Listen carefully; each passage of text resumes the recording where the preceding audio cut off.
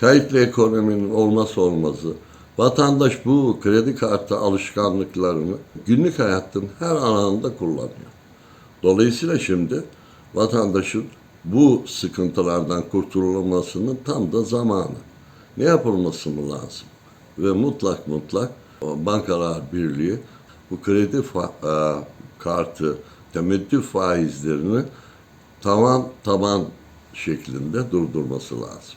Yoksa hiç kimse bu borcun altından kalkamıyor.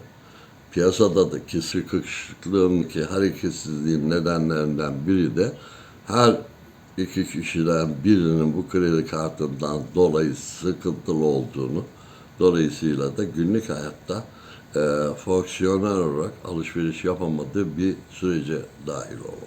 Ülkemizdeki kredi kartının kullanılması, o kredi kartlarının hayat kurtardığı bir döneme geldik. Eskiden esnafta veresiye defterleri vesaireleri vardı.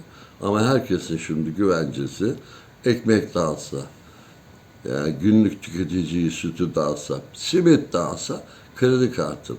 Hem de o kadar çağdaşlaştı ki artık kartı falan sorgulamaya gerek yok. Sadece post cihazının üstünde tutuyorsun, geçiyorsun.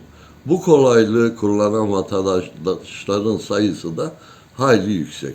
Buna bir çözüm bulunması lazım.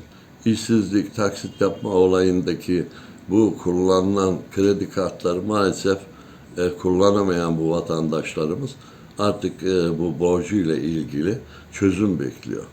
Vadesi dolanlara biraz da süre vermek suretiyle sıkıntıda bulunan vatandaşlarımızın bu kredi kartıyla olan münasebetlerin tekrar düzenlenmesi lazım.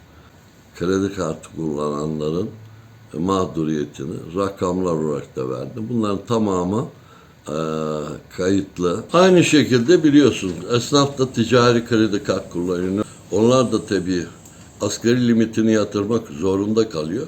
Dükkanına, iş yerine ürün de alamıyor. Bu kredi kartları gerçekten günlük hayatta olmazsa olmaz yerine geçti. Esnaf kendi kredi kartının dolduğu için ürün alamıyor. Aynı şekilde kredi kartını yapılandırdığı zaman da bu faizinin asgarisini yatırdığı zaman altından kalkamıyor.